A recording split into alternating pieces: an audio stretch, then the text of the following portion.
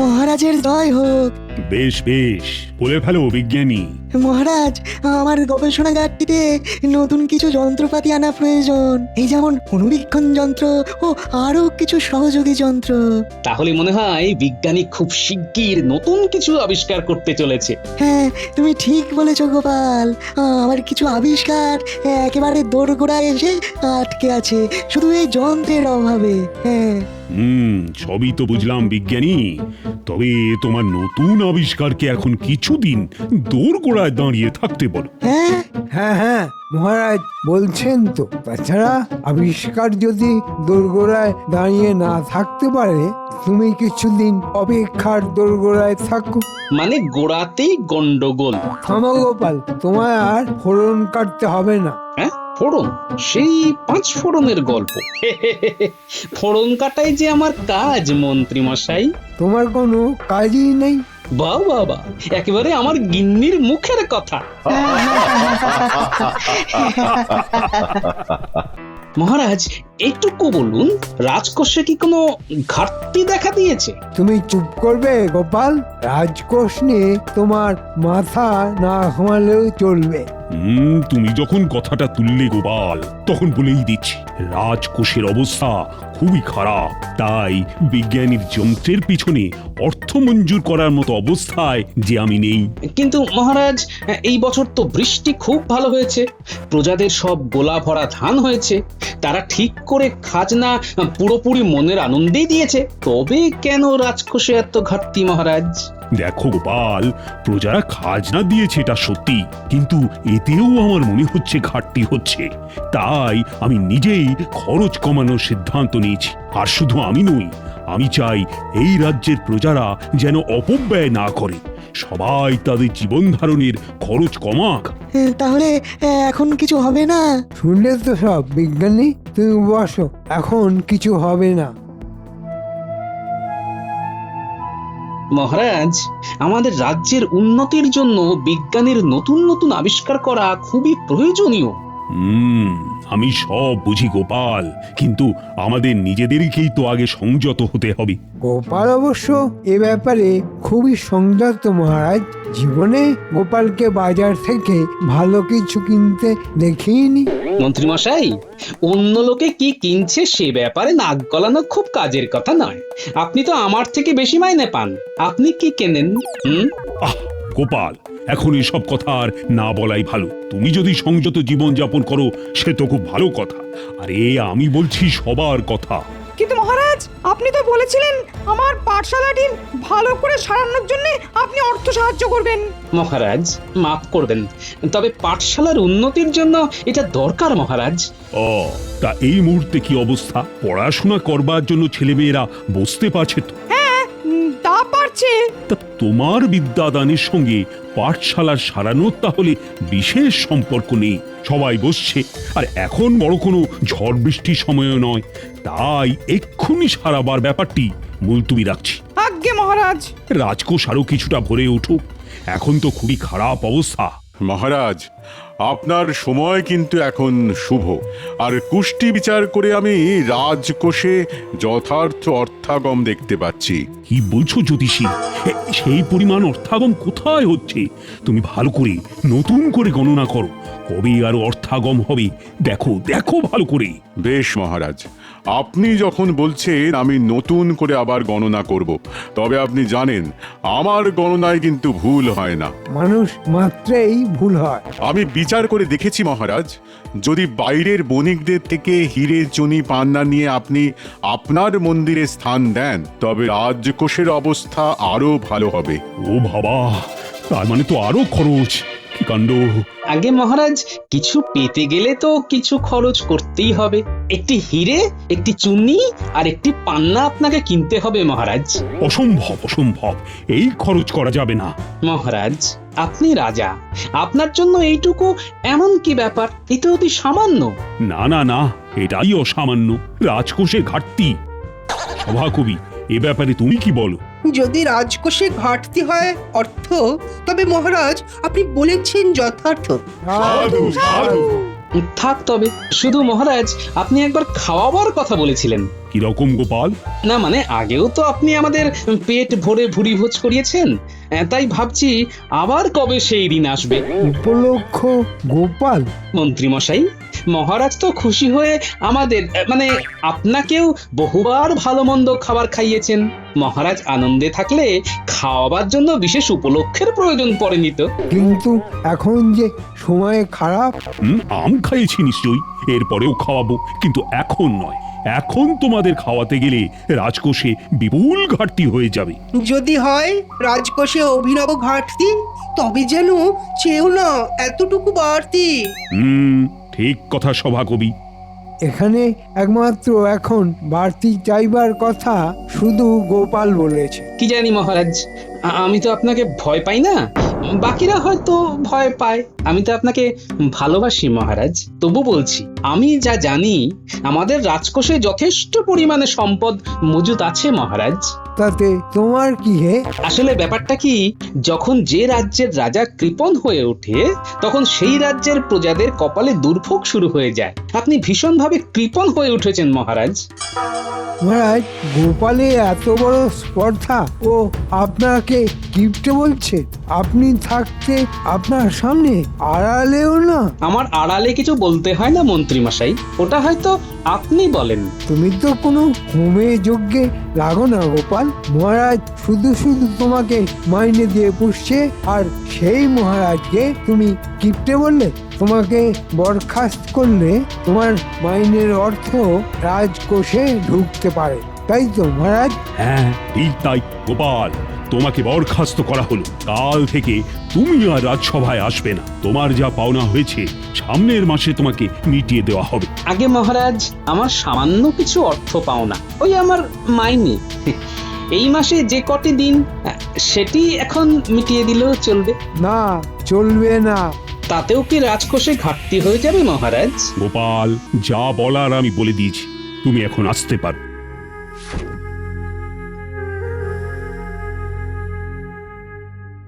আর আজকে সভা এখানেই শেষ হলো।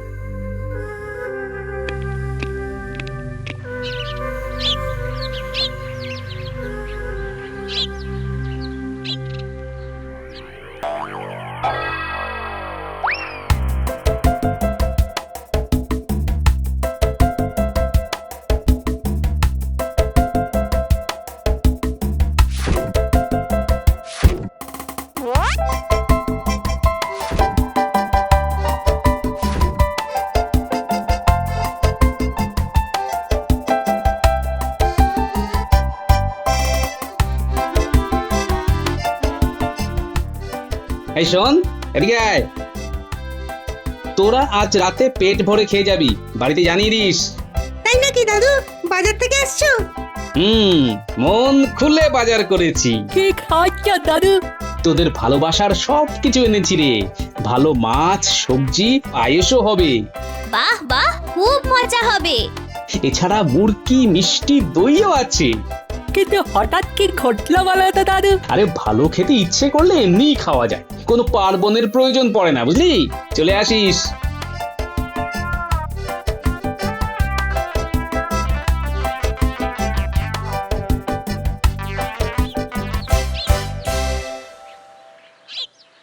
গিন্নি, ও গিন্নি, আরে এদিকে এসো দেখি।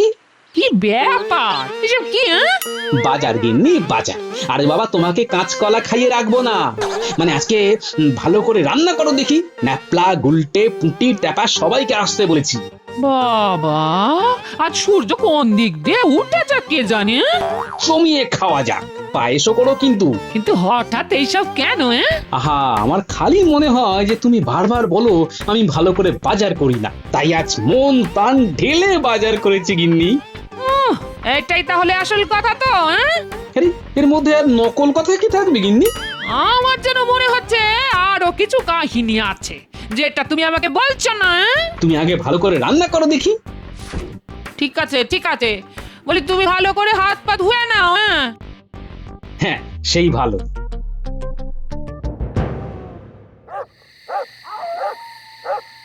কিরে, সবাই কেমন খাচ্ছিস? তোদের দিদিমা কিন্তু খুব ভালো রান্না করে, বুঝলি? যাচ্ছি দাদু। দাদু আর একটু পায়েস হবে? কেন হবে না, নিশ্চয়ই হবে। শুনছো? শুনেছি তোমাদের সব কথাই শুনতে পাওয়া যায়। সবাইকে আর একবার করে পায়েস দিচ্ছি। হ্যাঁ, খুব মজা, আবার পায়েস।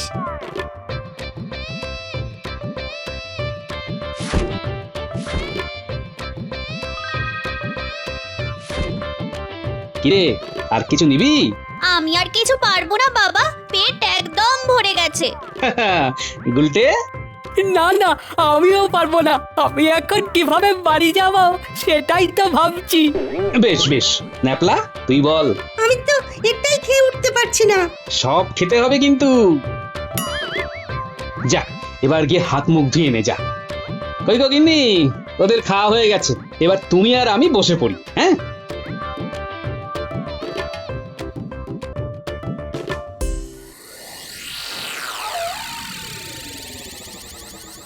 তুমি তখন থেকে কে এত ভাবছো বলো তো? বুঝলে গেনে, আজ দারুণ কাণ্ড হয়েছে। কি কাণ্ড? মহারাজ গোপালকে রাজসভা থেকে বরখাস্ত করেছেন। সে কি? ওদের তাহলে চলবে কি করে? তোমাকে অতকে ভাবতে বলেছে। ওদের ব্যাপার ওরা বুঝে নেবে, আমার ভাববার দরকারই নেই। না না না, আছে আছে। কি আছে? গোপালকে বরখাস্ত করাতে আমার অনেক সুবিধে হয়ে গেছে। এখন মনের আনন্দে আমি খালি রাজকোষের ঘাটতির পর ঘাটতি করে যাব। মহারাজ নিজেও খুব কিপটেমি শুরু করেছে। সে কি? হ্যাঁ, আগে রাজকোষের পাহারাদার ছিল 4 জন, আর এখন 2 জন। বাকি 2 জনকে মহারাজ বেতন না দিতে পেরে কাজ থেকে সরিয়ে দিয়েছেন। মহারাজ এত কিপ্টে হয়ে গেছে? এই তো দেখছি।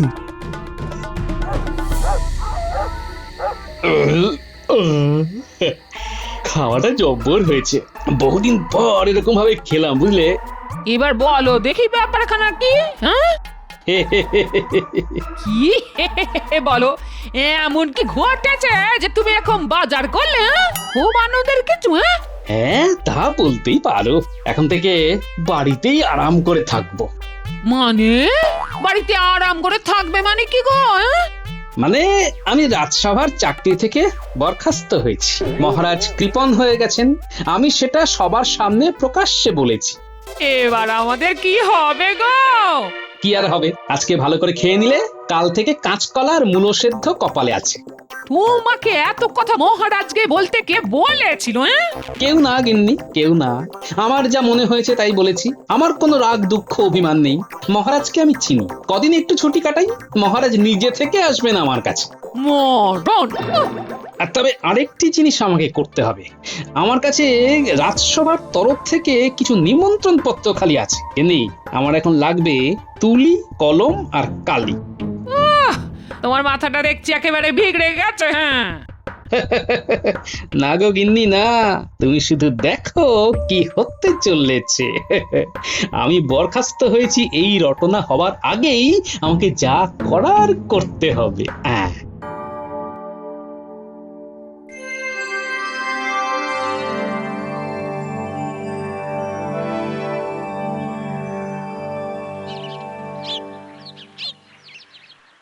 কি হয়েছে গোপাল কাকু? আজ আমি একটি বিশেষ কাজে এসেছি। বিশেষ কাজ? কি কাজ গো? বসো না, দাঁড়িয়ে রইলে কেন? না না, অনেক জায়গায় আজ আমাকে যেতে হবে। বলতে গেলে এই রাজ্যের সব জায়গায়। কাকু বলো তাহলে। আমাকে কিছুই বলতে হবে না, এটি একটি আমন্ত্রণ পত্র। এটি পড়লেই তুমি সব বুঝতে পারবে। বললে নিয়ে এসো। আশা করি সবকিছু কুশলী আছে। এই পত্রে আমি আপনাদের আমার ও রানীর বিবাহ বার্ষিকী উপলক্ষে আমন্ত্রণ জানাচ্ছি। আগামী বুধবার রাজবাড়ি প্রাঙ্গণে আপনাদের সবার জন্য একটি প্রীতি ভোজের আয়োজন করা হয়েছে। আপনারা উপস্থিত হলেই আমাদের আমন্ত্রণ সার্থক। ইতি রাজা কৃষ্ণচন্দ্র। এ কি গোপাল দাদা, মহারাজ স্বয়ং আমাদের নিমন্ত্রণ করেছেন? শুধু তোমরা নয়, আরো অনেককেই। তাই তো বললাম আমার এখন অনেক কাজ। আচ্ছা আসি, বুধবার পৌঁছে যাও কিন্তু।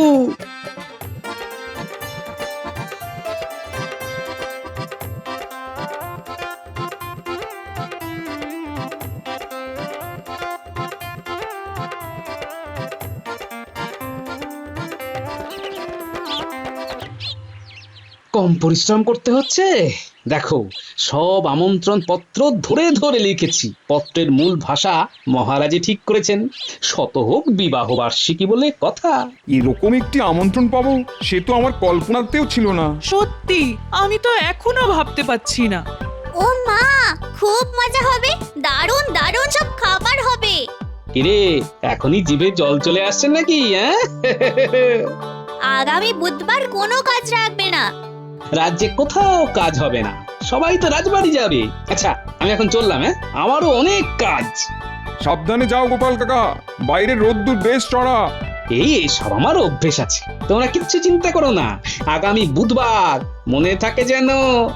সে আর বলতে, আর আমরা ভুলে গেলেও পুটি আছে তো মনে করাবার জন্য। ও কিছুতেই ভুলতে দেবে না।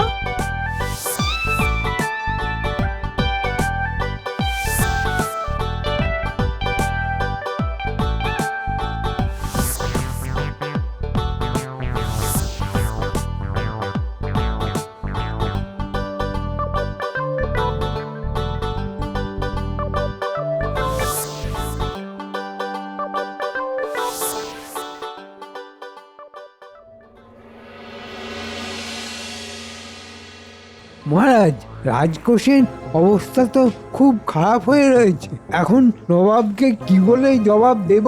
নবাব জানতে চাইছেন। কি আশ্চর্য! আহ, নবাব তো জেনেই খালাস। যত ঝামেলা আমাদের। নবাবকে জানিয়ে দাও। হ্যাঁ বলুন মহারাজ, কি হলো মহারাজ বলুন। আরে বলবো তো বটে, কিন্তু কি বলবো সেটাই তো ভাবছি। এ তো খুব সোজা মহারাজ। এখন আমরা কেউ কোনো কর আদান প্রদান করব না। এতে মানুষের উপকারী হবে। ভবিষ্যতে রাজকোষ জমজমাট হলে আমরা যা পারি খাজনা দিয়ে দেব। মন্ত্রী, এটা কি নবাবের পত্রের জবাব? তুমি কি চাও নবাব আমাদের কৃষ্ণনগর আক্রমণ করুক? না না মহারাজ, আমি একেবারেই চাই না। তুমি তাহলে চুপ করো। এই সময় আমার দরকার ছিল গোপালের। আহ, কি যে হলো!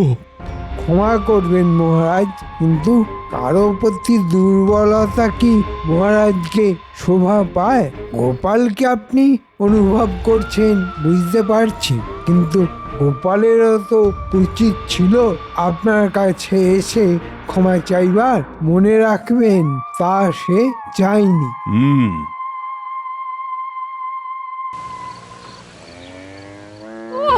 বলি তোমার এত কি কাজ যে শুনছি সারা জায়গায় চরকির মতো ঘুরে বেড়াচ্ছ? সাধু হয়ে যাওয়ার ইচ্ছে হলে আগেই বলে ফেলো বাপু, আমি তাহলে বাপের বাড়ি চলে যাই। হ্যাঁ, অনেক হয়েছে, তোমাকে নিয়ে আর পারছি না। সবুর করো গিন্নি, সবুর করো। কাল একটি বিশেষ দিন। কাল হলো বুধবার, কি আছে কালকে? কাল মহারাজের বিবাহ বার্ষিকী, মানে আমি সেরকমই শুনলাম। বললো যা, কথার দেখছি কোনো মাথা মুন্ডু নেই। কাজ হারিয়ে মাথা একেবারে বিগড়ে গেছে। বলি রাজা রানীর বিবাহ বার্ষিকী, তো তাতে তোমার কি? আমার বলি নিজের বিবাহ বার্ষিকী নিয়ে কখনো ভেবেছো? আমাকে একটা নতুন শাড়ি কখনো কিনে দিয়েছো কবে? সেটা তো ভুলে গেছে মনে হয়।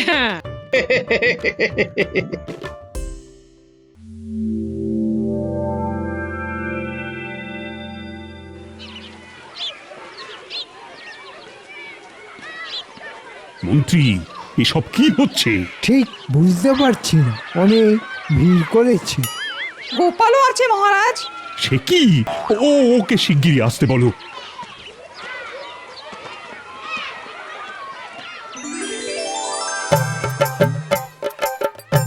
আমি জানতাম আপনি আমাকে ডেকে পাঠাবেন। প্রথমেই বলি, এই যে ভিড় হয়েছে এই ব্যাপারে ওই সভাকবি, জ্যোতিষী, বিজ্ঞানী, পণ্ডিত সবটাই জানে। সে কি? তোমরা জানতে?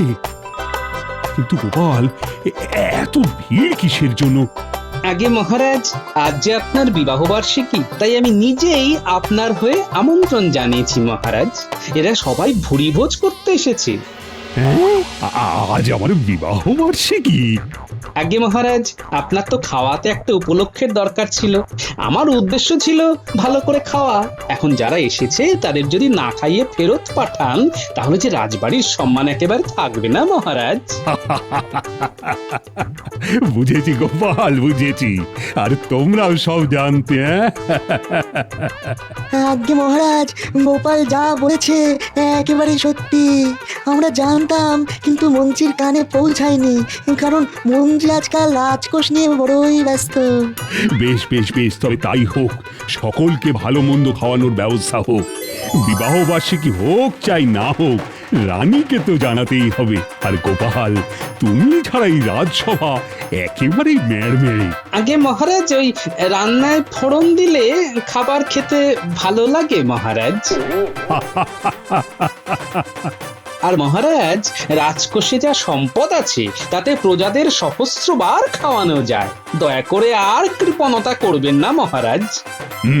বিজ্ঞানী, তোমাকে যন্ত্রের জন্য বরাত আমি দিলাম। আর পণ্ডিত, তোমার পাঠশালা সারানোর বরাতও এই মুহূর্তেই আমি দিয়ে দিচ্ছি। জ্যোতিষী, তুমি ঠিক ছিলে, এটাও আমি মেনে নিচ্ছি। আর এত কিছু একসাথে আমি করছি কারণ জানো? কি কারণে মহারাজ? আমার বিবাহ বার্ষিকী বলে কথা। পাচক তাহলে রান্না শুরু করে দিক মহারাজ। নিশ্চয়ই, আর দেরি কেন? জয় গোপালের জয়, জয় গোপালের জয়।